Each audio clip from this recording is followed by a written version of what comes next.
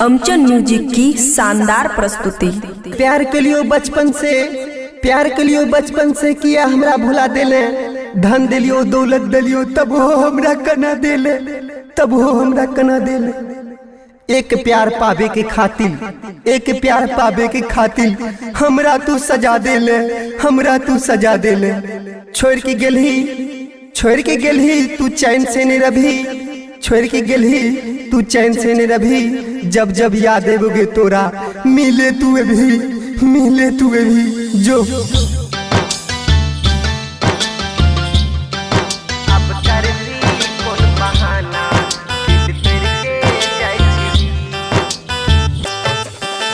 Music by Guddu राज।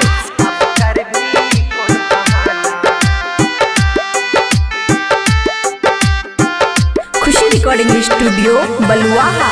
छोड़ के जाय छी गम नहीं छै गे, मिल खातिर दम नहीं छै गे।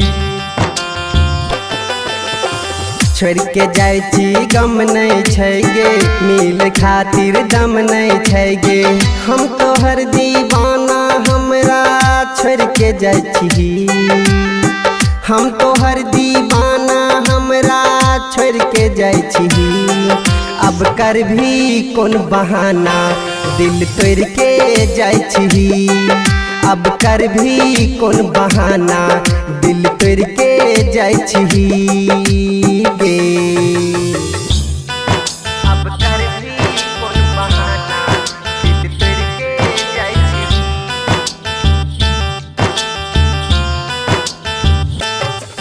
अब कर भी कौन बहाना दिल तोड़ के जाय छी।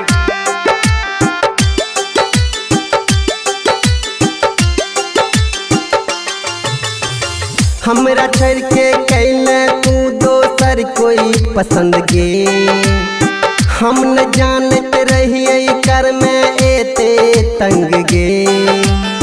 हमरा छोड़ के कैले तू दोसर कोई पसंद गे, हम न जानत रहिए कर में एते तंग गे।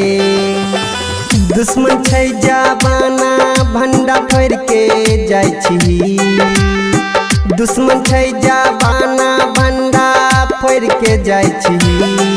अब कर भी कौन बहाना दिल तोड़ के जाय छी, अब कर भी कौन बहाना दिल तोड़ के जाय छी गे।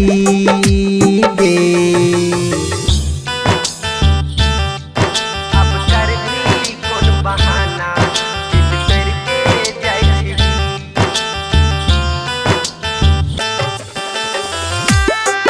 अब कर भी कौन बहाना दिल तोड़ के जाय छी।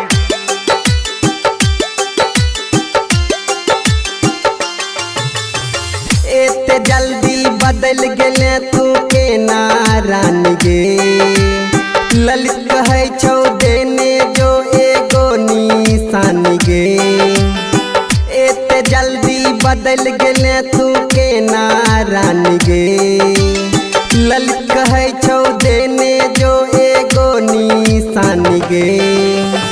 मौसम छै सुहाना भंडा फोड़ के जाय छी, मौसम छै सुहाना मुँह मर के जाय छी। अब कर भी कौन बहाना दिल तोड़ के जाय छी, अब कर भी कौन बहाना दिल तोड़ के जाय छी गे। खुशी रिकॉर्डिंग स्टूडियो बलुआहा।